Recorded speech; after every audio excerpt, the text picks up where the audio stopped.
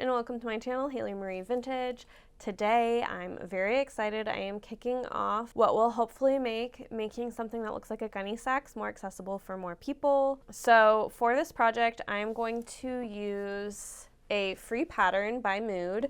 It is the Calanthe Dress on their free pattern situation, and I'm going to guide you through how to use this pattern to pattern hack it and come out with a really cute Gunne Sax dress. So there's a few reasons I wanted to do this video. I do show videos of me making Gunne Sax like dresses, and often these patterns are fairly expensive and also very size restrictive. So my goal was to find a base for you guys that was fairly size inclusive, which this pattern is. Also was price inclusive, which with this being free, basically what you'll need access to is a printer to be able to print it. I will say I'm gonna pop up an image of the pattern on either of these sides, and you're probably looking at that dress and thinking, Haylee, that doesn't look like a Gunne Sax. But listen, structurally, it has kind of a princess cut, and it has like kind of light, slightly puffy sleeves. So I actually think this will work great for a Gunne Sax, but I want to add the ties down the front. I want to define the waist more, and I also want to show you how to make actually good looking facings for this garment. I will say I think Mood really did itself a disservice in this free pattern in the fabrics that they used. I think the faux leather pocket with this like cotton dress was such a wild choice. And like, no hate to the person who made this blog and made this post and made that dress, but it is so ugly and I don't think really shows the potential this pattern has. I want to unlock the potential of this pattern for your Gunne Sax dreams and show you how to use this pattern to get you there. So I'm pretty excited about this project. I think I'm going to learn a lot. I think I'm going to make a lot of mistakes, but I'm going to take you along with me, and hopefully you'll be able to follow the process enough to be able to do the same thing for yourself. And for the fabrics for this project, I have two. I will say these are not accessibly priced fabrics, but you can do this with whatever fabrics you can afford. You just have to find something kind of a little bit more lightweight. Really heavy cotton for this feels usually pretty claustrophobic. But the two fabrics I have this like a lawn that I picked up while I was in Rome. It's very close in quality to a like Liberty of London, so it was quite pricey as a result. And then my going with it fabric, which I guess I should show them together, is this really beautiful lavender lawn or voile, I can't remember which, that I picked up off Mood. I will have this one linked. In general, for me, when I make a Gunne Sax, I like a voile or lawn weight fabric. I don't like anything much heavier than that, but I have done them using quilting cottons. We're gonna hop in by jumping into me assembling the pattern and then talking through the pattern alterations that I'm going to make. So let's do it. So to start with this, I am taping all of the pieces together. One of the biggest reasons I don't use PDF patterns like this is I find taping everything together really tedious and not very fun, and I try to keep my sewing as fun as possible. This is a step of especially free patterns. They usually come laid out in like PDFs like these, where you have to print them off on smaller sheets of paper and tape them into larger prints of paper. When I buy a PDF pattern, usually they come with a print shop version, and that's the version I use, and I just pay the money for a large print. But this is a more affordable way to do patterns. PDF patterns in general are often more affordable. In this process, I did use a paper cutter just to help me get the edges off quicker and in bigger batches. If you do use PDF patterns like this, I feel like it would be a really great idea to invest in a paper cutter. There, I decided to trace out the pattern piece I'd actually be using, that was my size, with a Sharpie, so that way it would be easier to tell exactly what line I'm tracing when I put the transparent paper up on top. Before I then traced out the pattern, the first pass I was just getting the pattern exact, all on one sheet of paper, so I wouldn't have to worry about manipulating pattern pieces that are like just taped together. The other thing this lets me do is keep the original pattern pieces intact, so that way if I mess up in the way I'm drafting, I can go back to the original and try again. And here's the center front piece that I'm tracing. I'm going to make my first modifications to, so I am drawing a straight line down where the center front line is, because the center front line is actually where I want to draft my pattern piece, because I'm removing the button placket. And once I have that traced and have it marked that that is supposed to be on fold, that center front, I am then going to cut the top separate from the bottom because I'm going to be adding a waistband, so I need these to be separate from each other. So I will cut them apart, and then I will be adding in seam allowance to the top and the bottom using just random scraps that I have. I added kind of a rounded shape to the front center pattern piece to just give it that kind of more sweetheart neckline that most Gunne Saxes have. I did have to adjust this curve a couple times to get it looking the way I wanted it to. From there, I needed to make sure the waistband piece was consistent across the two sides, so you can see me kind of checking that all of the notches still align even with these drawn, and the waistband is drawn at the same width. I think I did about 2.5 inches, but you can just do it according to what you would prefer in the width of your band on your Gunne Sax. From there, I took the seam allowance and got rid of it between the two pieces so that way I could cut it to be one piece because I wanted this to just be a straight across waistband with no seams, so I had to take all that seaming out. This was shaping up to look like the Gunne Sax patterns I've made, so I was feeling pretty okay. I then traced the shape out before adding seam allowance to the top. Biggest thing when doing this is I had to just make sure I was tracking where I needed to add seam allowance back in, just because when you cut pattern pieces apart, it's really easy to forget. And I like to just have the seam allowance built into the pattern. I know there's plenty of drafters out there that just draft everything without seam allowance and add the seam allowance they want. That doesn't work for me this early in my pattern drafting experiences. And that is basically all the pieces that I needed to alter for this pattern to start taking shape. So I'm going to do a mock-up real quick. Alrighty, here is my mock-up check-in.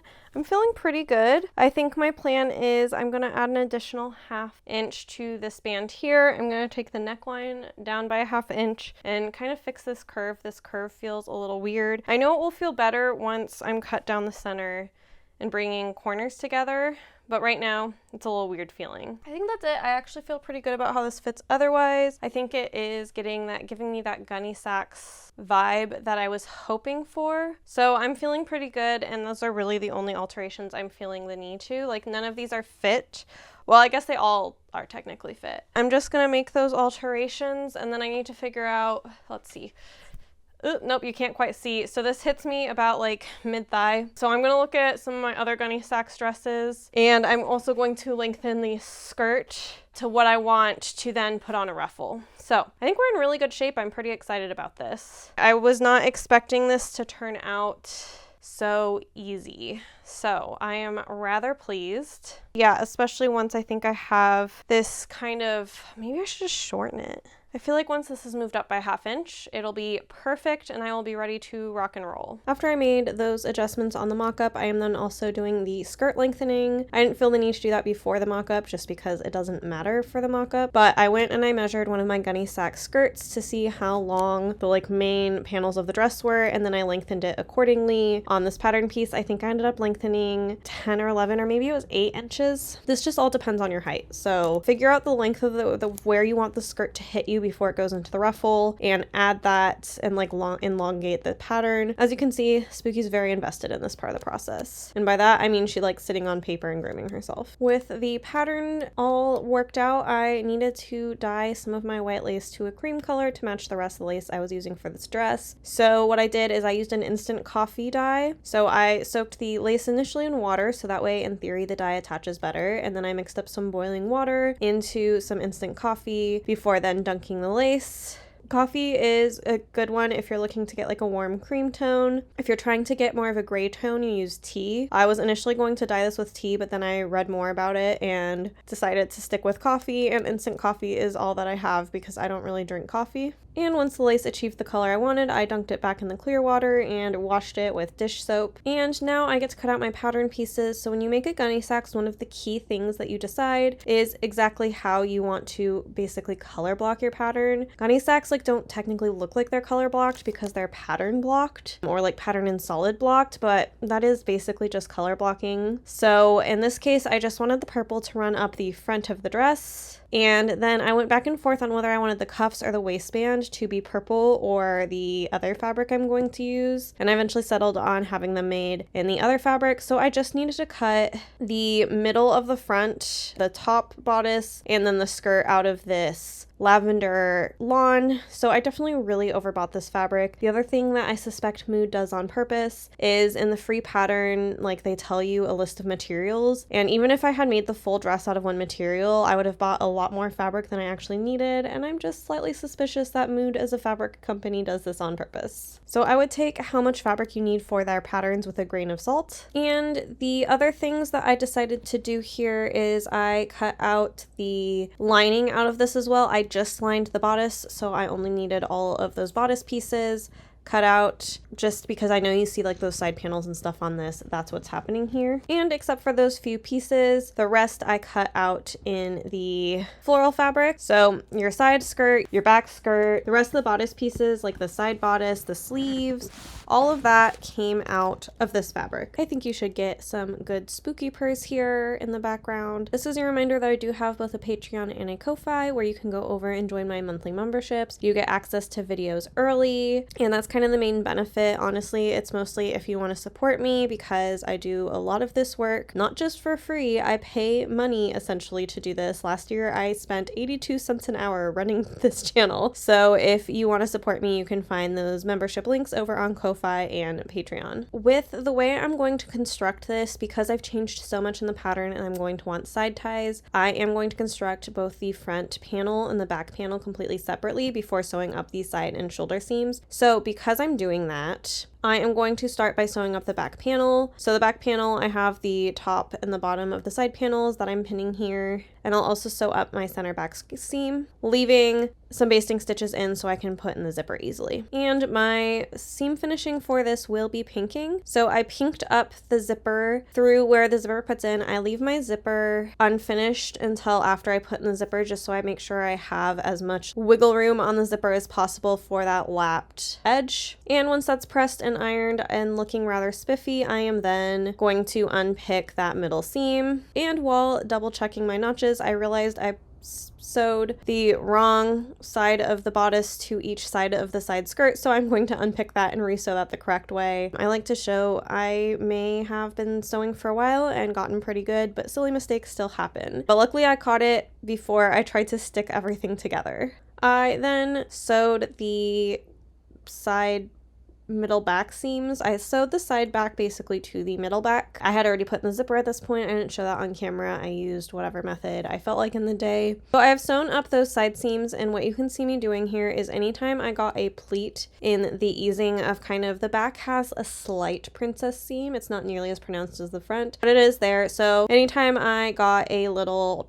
tuck there, I unpicked it and resewed it with the easing being correct. And now I'm focusing on the front panel. The back panel is all done. It's all assembled. I just need to get it together here. So what I'm doing first is I am drawing in where I want to sew that lacing line. So I'm measuring straight down the middle, drawing the line as deep as I want to go. I wanted about an inch between the seam with the waistband and the bottom of the lacing in the final. So I actually marked it at 1.5 inches because I'll have seam allowance and all that good stuff. And so I got that marked. Luckily my ruler happened to have the line in that like you use to keep everything square be the exact line I needed to draw this lacing line. I was pleased. So you get this little kind of boxy guy here. I then basted on the trim that I was going to be using to go up, pointing in towards the center at the side at the 5/8 seam allowance. I'm basting this in, so that way when I go to sew them together, I know exactly where to stitch to catch the lace where I want it to be, and I don't have to worry about like blindly sewing the lace. I have a marker and it's already basted in, so I don't have to worry about it sliding or doing anything weird. I highly recommend taking the time to baste in the lace.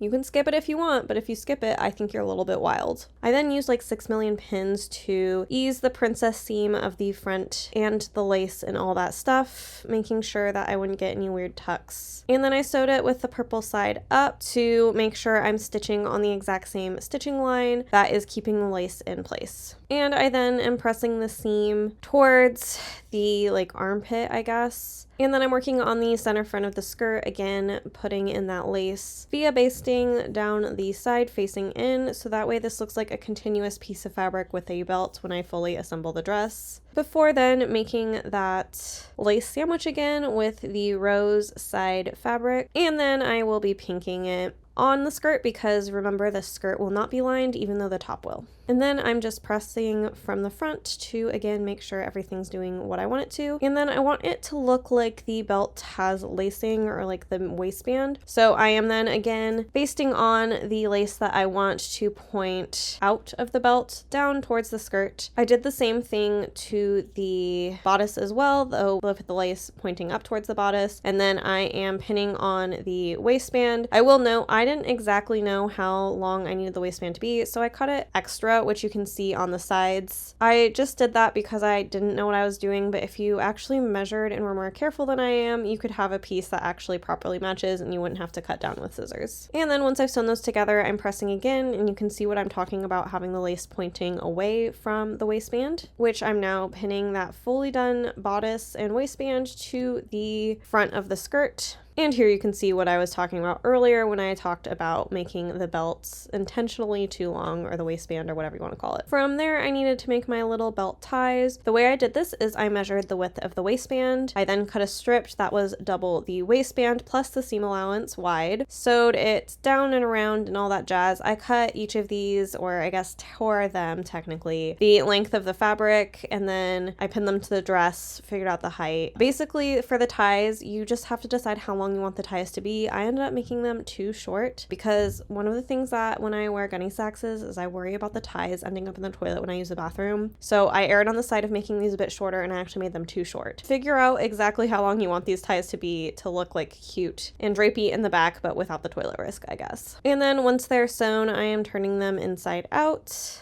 getting them pressed and looking cute, and then pinning them, I guess you could say, to like the front bodice part of the waistband where they match, making sure that they align before I will then make a sandwich around them with the side seams. So basically this is being stuck in your side seam, to be super clear, and you align it with the waistband. So that way the waistband looks like one long tie belt going around your whole waist, instead of like if you put the ties too low, it would be weird. So hopefully you're tracking. And then I'm moving to the wristband. So for the wristband, I want the sleeve to be on the very edge of the cuff, pointing towards my hands. So I'll need to do some lace sandwiching again. I do want to note I sort of drafted my own cuffs. I just figured out how wide I wanted my cuffs to be. I like to have a pretty thin cuff. The cuff that came with the pattern is much too thick for my tastes. And also it's supposed to be out of stretch, which is why. So I drafted my own cuff pattern. I made sure that I had overlap for a button and buttonhole, except for I did mess up there, so I ended up having to use snaps. But if you do it correctly, you have enough room for a buttonhole and buttons. And then I'll just sew that sandwich. The reason I didn't have the cuff be one piece of fabric and I instead have it be two is because I wanted that lace to point out towards my hands and be a nice little detail that will look similar to the edging on the bodice. If you don't care about adding that lace in, you can just cut it all from one piece, fold it in half, and do two shorter seams instead of the kind of rectangle seam I had to do. I am then clipping my corners and turning this and pressing it, and you'll see the cuff now shaping. It will hopefully be less confusing. And then I'm starting on the sleeves. I'm first putting in the gathering stitches on both the head of the sleeve and then around the bottom of the sleeve where the cuff goes.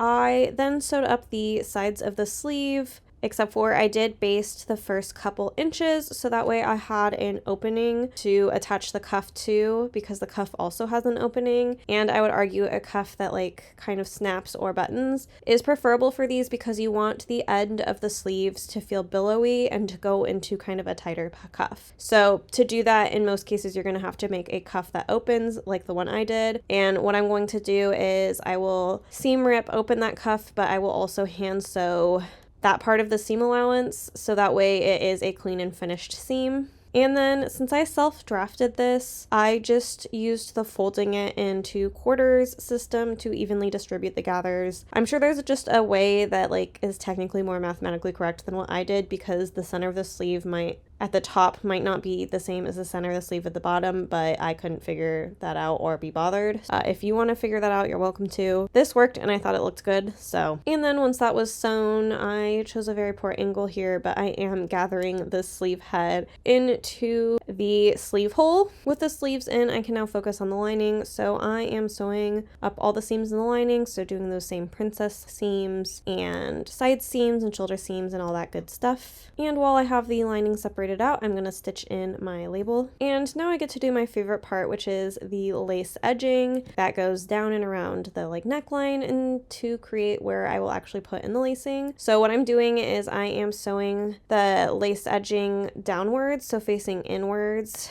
towards the garment, because then when you'll flip it, it will all poke outwards. And I am sewing it specifically around the lacing area on that line that I drew way earlier. And then for the rest of the neckline, I'm doing the usual 5/8 seam allowance. The other thing I noticed about the Mood patterns, they are not clear on how you're supposed to finish these. So the dress that they actually originally had you make, they didn't identify a lining or how you finish the neck edge. And it looks like the person who made that one finished the seams around the neckline by doing a double turn hem, which was wild.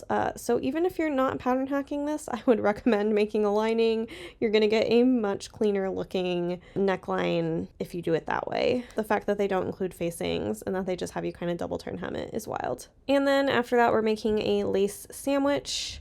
And I'll be sewing with the basted side up because I really need to make sure, especially for the part where I'm going to put in the lacings, make sure I sewed exactly where I sewed when I basted in the lace. That is critical, especially here. And now it's time for my favorite part. It is the lace reveal. So I have cut straight down into the middle area where the lacings are, and then I've clipped the corners so that way it will turn and press really nicely. And then of course I'm clipping all of my other corners and all my other curves. Before then, turning everything out and ironing it, making sure it's looking good. The other thing I love about doing a lace edging like this is it's just so much easier to turn these kind of more complicated curves because you can kind of just yank on the lace if you do it correctly. I mean, you shouldn't yank too hard because you could still rip it, but it is way easier to get such a cleaner looking curve. And then once everything is turned out, I am folding over the lining layer by the seam allowance, then also around the zipper and stuff like that, and pinning it to where I will eventually slip stitch it into the seam allowances so it won't show from the front, but it will be secured.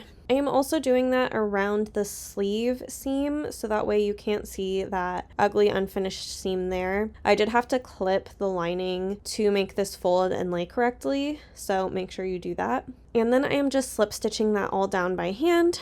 Okay, if you know my lace stash, this is going to sound ridiculous, but we are 4 weeks later because I had to order some lace from Thailand to get the exact lace I wanted for around the ruffle. Bit ridiculous, but what can I say? I am a bit ridiculous. So the way I'm mathematically deciding on the ruffle is I just again checked my Gunne Sax. I tried on also the dress without the ruffle and decided where I wanted the ruffle to hit. And then I measured it evenly and I just ripped 3 strips that were that length of my material. If the thing that I'm gathering to is 1, the gathered material was about 1.75. That is generally a ratio I like for a thing like a Gunne Sax where you don't need it to be quite so thick and dense like a 1950s gathered ruffle. So once I have those 3 strips ripped, I am then pinning them together with their side seams. And because I ripped these strips, it's a bit of a tongue twister, isn't it? I don't have to finish the edges because they're all selvages, which is always great. But it does mean I make my seam allowance a little bit bigger to make sure I don't show any of that selvage edge. And then for the bottom of the ruffles, I'm going to do a simple double turn hem. And because this is long and the material is thin, I folded it once and then I just folded it again. A lot of times with other projects, I'll cut out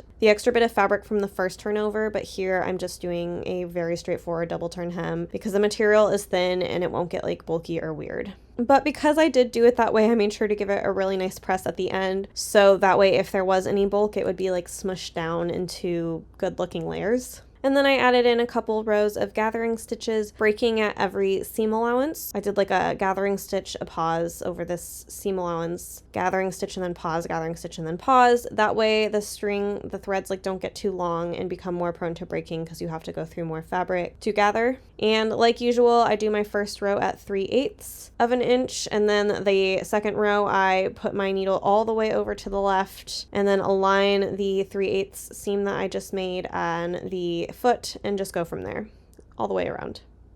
And then for the lace, I am again stitching that. In this case, I'm actually pointing it up towards the rest of the dress just because it was easier, obviously, to stitch it to the not gathered part.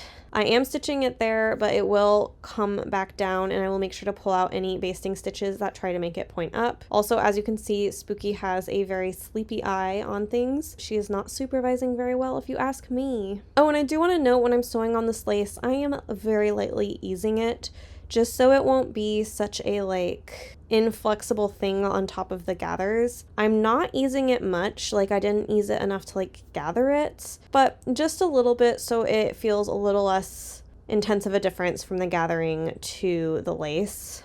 I've made things where the lace didn't have any easing put into it at all, and it just felt weird, it just made kind of a weird shape around the ruffle, so I'm trying to avoid that here. And then once that's all done, I am gathering the ruffle to go onto the bottom of the skirt. Here, the easiest method, especially since I cut 3 strips, and then the dress itself I think is 6 panels, is to fold both things into quarters, put markings or pins in where each of those quarters are at, and then match those quarters as you gather. This gives you an even thing all the way around the skirt without having to do any math. And then after I sewed that lace sandwich, I am just pinking the top of that ruffle, the bottom of that skirt, so that way I don't get any weird long threads here. I used to be too afraid to pink this or finish these seams. I don't know why, I just felt like it felt weird, but I noticed a big difference when I finish these versus when I don't, because when I don't finish them, you get the long stringies hanging out that make your project look sloppy. I didn't show it, but I did then also press it up, and then I actually sewed everything to point up just to help the ruffle stay directionally good. You don't have to do that. In fact, I don't know that I even really necessarily recommend it, but it was just the mood I was feeling that day. And from there, we are now another few weeks later finishing up the hand sewing details. I am adding in the snaps on the wrist. I had the best intention of making these buttons, but I didn't do math well, and these were too tight on my wrist, so I was just doing snaps at the very edge. And then I feel like anything to do with the lacing is my favorite part of the project, because now I'm lacing up the bodice and getting so excited to see what this dress looks like. And with that, we are going to head into the reveal.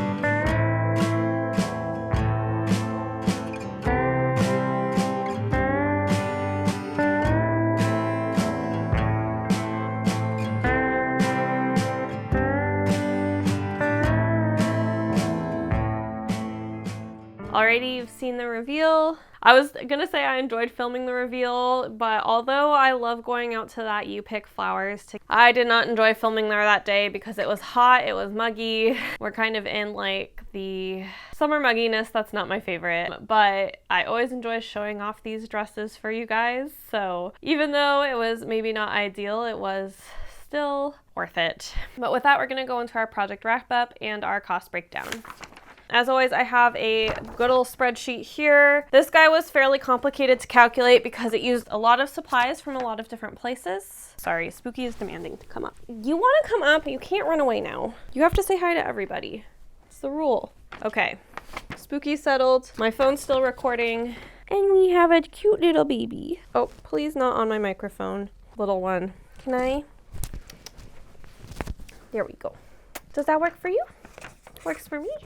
Alrighty, so fabric-wise. So I had to approximate my costs for fabric because I picked up the floral fabric when I was in Rome a very long time ago, and I did write down the approximate cost per yard, but things are still approximate. And then I did pick up that additional purple fabric at Mood, and then additionally on that I also put in the mock-up fabric. So with all of that, we came to a fabric total of $166.84. And then as far as notions, the lace for this is all pretty cheap. I buy my lace for projects like this from a Etsy vendor that I have been really impressed with the quality of their cotton lace. It's definitely worked really well for me, so I will link them. But no, since you're ordering from Thailand, it takes a really long time to come, so you can't order this if you're in any way, shape, or form part of a rush, which is why I actually had to put this project on hold for 3 weeks, is because I had to wait for the trim. It's a great price for a great quality, and even though they call it crochet trim, this is trim made on a knitting machine, just to be clear. There's definitely no actual crochet happening in any of these trims. But with that, the zipper, the thread,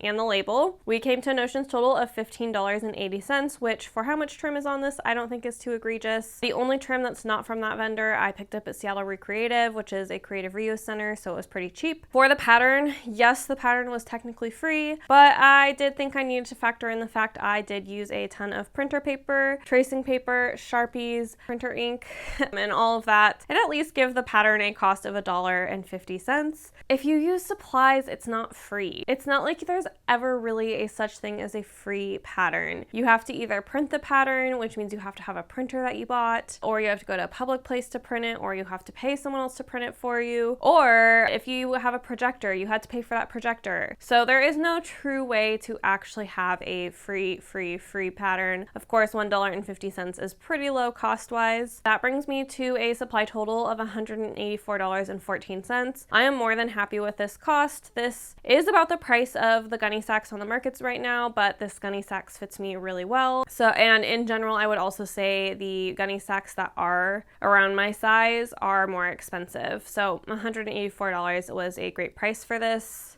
Now I'm going to start talking about my labor breakdown and my cost breakdown there. And again, I want to emphasize that there's no such thing as a free pattern. Because this pattern was free and I hacked it into a Gunne Sax pattern, it took me 2 hours to print this out, cut it, trace it, adjust it, and get it to a Gunne Sax pattern. And those 2 hours are essentially not free. So you have to think about things in a lot of different ways. I recently had a kind of frustrating conversation with someone who sews, who basically told me that I was wasting my money by not just doing a pattern block and then adjusting your pattern yourself. In theory, sure, she's right. It does cost me more money to buy a pattern for $20 than if I was to have a basic block and draft my own patterns. However, time is also money. In America, we sell our labor for wages so we can live. So like for me, I would rather spend $20 to buy a pattern that I just have to mildly adapt than to spend hours making a pattern and then sewing that. For me, the reason I enjoy this process so much is that I can actually turn off my brain a little, which I can't really do if I'm making my own pattern, because then I have to make everything up myself. Like even with this free pattern, I had to make up most of my own steps and I had to think through a lot of things. So this wasn't as mindless as sewing usually is for me, but all that to like circle back. So technically the pattern took 2 hours of my time, this free pattern. And if I'm putting my time at $35.39 an hour, I have then spent almost over $70 on this pattern.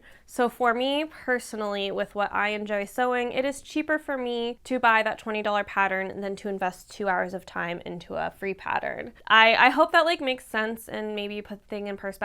I totally get, like for me, it's that I have the financial privilege, right? That I can pay for that pattern and save that time. That is a financial privilege that I have. And if you don't have that financial privilege, it absolutely might make more sense for you to spend those 2 hours making a free pattern work for you. It's just like it all kind of just, you're weighing a lot of like pros and cons and different things. But I think to like act like when you're drafting a pattern, you're getting a free pattern just like isn't true, because you might not have a monetary cost, but you do have a time cost. But all that to say, and continue, I guess, on that subject, not only did it take me 2 hours to do that pattern prep, it then took me an additional 3 hours to make the mock-up to make sure all of that pattern adopting that I did worked, and to make my pattern adjustments. So we're at 5 hours that I spent on a free pattern just to make the pattern fit exactly the way I wanted to and fit the aesthetic that I wanted to. Which again, like for me, one of the other reasons this doesn't work well for me is I only have so many spoons and so many hours in the day I can spend spend bent over sewing and pattern making and doing all of that before my pain becomes too much, which is also why, like, for me, I would rather pay $20 to $30 for a pattern than to spend 5 hours doing all of this stuff. You know, I guess sorry for like a weird little rant. I feel like I talk to a lot of people who act like time is free. Time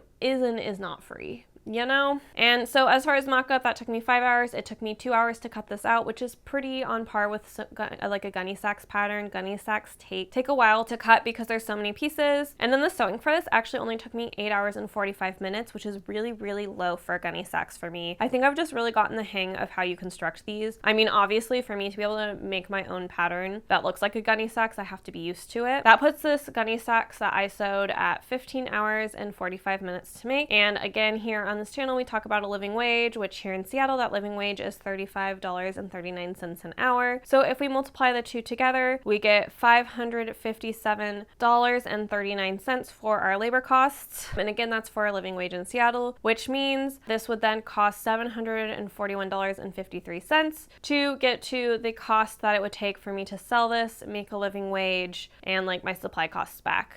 I mean, I think alternatively, another way you could look at it, I would have to actually use my salary number for this to work, or the amount I charge when I freelance for other people. But you could also look at it as like the amount of labor and time that I put into this cost me $557 because that was 15 hours and 45 minutes that I spent not working on a freelance project that could have made me a lot of money. That's like a really toxic way to always look at things. I want to emphasize you should not always be looking at your time as like it directly costs money. That is a really toxic way to live. However, I just like do want to mention that those are correlated. It's like around the whole idea that we all have the same 24 hours in a day. That is like factually not true. If you have to work 3 jobs to survive and are constantly perpetually exhausted outside of work, you do not have the same 24 hours as someone, say like me, who I work a tech job. I work 40 hours a week and I make enough money that I can pay for a meal prepper or I could pay for a cleaner, which are 2 things I'm doing to try to help with some of my health things to give me more space to try to really heal, recover, and rest my body. But that is a huge privilege that I have. I don't have the same 24 hours as somebody who has 20-something rental properties and makes a passive income of $50K a month. They have all the free time in the world and they can do whatever the hell they want with their 24 hours. So that's just something that I always think about, and one of the reasons I talk about how long it takes me to do stuff and relate it to labor costs and things like that, just because, like, again, I don't think any of us should be looking like every single second of our time costs us money, because obviously you cannot work 24/7. However, I don't know. I think it is ultimately a realistic talk when it comes to like free things. It's also like the idea that like for me to go downtown for work, it costs me $5.25 a day to take the bus, and that takes not quite double the time, but close to double the time, versus if I was to take my car downtown, it would take me maybe half the time, but I would be paying $18-19 a day, and that's only if I got in early enough to get into any of the cheap lots downtown. So yeah, it's just definitely like a way I think, and why I sometimes get frustrated when I talk to sewists who are like, you're wasting your money buying all these patterns, because I look at them and I think like it would drive me absolutely bananas to draft all these patterns from scratch. I would give up sewing. I would never sew again. So you know, everybody's different. And I don't know, kind of want to talk through that, but with that weird little side rant or whatever you want to call it, let's talk about the project. Here is the dress I wore today to work. She's super cute. Thoughts about wearing this dress: I really deeply regret not adding pockets. The question is, do I regret it enough to go back and add pockets? The answer is probably no. Definitely walking around work today, I'm starting to really notice and miss when my dresses don't have pockets in them. So that's something that I'm going to really continue to try to prioritize, like I have been more recently. But I skipped it because this fabric was slightly sheer and I didn't want people to be able to see my pockets inside. So I skipped them for vanity's sake and I regret them. Other like fit things that you could say: neckline's a touch high. I would actually like to lower it a little bit. And then I also wish my ties were a smidge longer, like a traditional Gunne Sax. But other than that, it fits really, really well, which I am kind of shocked by. I expected the free pattern from Mood to require a lot more fit adjustments, and the base pattern fit really well. Most of the adjustments that I made were to convert that pattern into a Gunne Sax. But yeah, I'm really pleased with this otherwise. I think this was a really great make. My real goal of this was to hopefully give people a little bit more of a cost accessible way for you to make a Gunne Sax. That was ultimately really the goal of this video. Trust me, I did not hack that pattern for my own enjoyment. And I will have that pattern linked down below so you can go find it. And I will do my best. If you ask me questions on how I did a step, I will do my best to answer it in the comments down below. But I would like to know, I'm very slow on responding to comments. I get overwhelmed easily. And two, I am not the best teacher. I know people say that they learned a lot from my sewing, but I think they've probably never had, like, and by I think I mean factually they know, they've probably not had a classroom experience with me. I'm not always the best at like getting what's in here to come out here in a way that's actually helpful for everybody. But yeah, I will do my best to answer any questions. I hope you really enjoyed this video. I hope I was able to maybe make Gunne Sax a little bit more accessible for everybody. And if you use this pattern hack, post it somewhere, email it to me. You don't have my email, never mind. Send me a postcard in the mail. I have a PO box like with a weird printout of your photo, like it's the olden days. I would be ecstatic to see someone do this pattern hack, and I would love to see if anyone does. If nobody ever does, that's fine too, but please, please, please tag me on YouTube, tag me on Instagram, tag me on TikTok if you use this pattern hack and you make yourself a Gunne Sax, because I think my heart would sing. I would be so excited. But with that, I'm going to wrap this up. As always, you can support this channel by giving me that thumbs up and commenting down below. Definitely subscribe and stick around. And then if you have the financial means to go above and beyond supporting this channel, I do have a Patreon linked down below, and also a Ko-Fi where you can do a monthly membership or buy a one-off coffee. And I post every single Friday at 8 a.m. Pacific time. So I will see you then. Bye!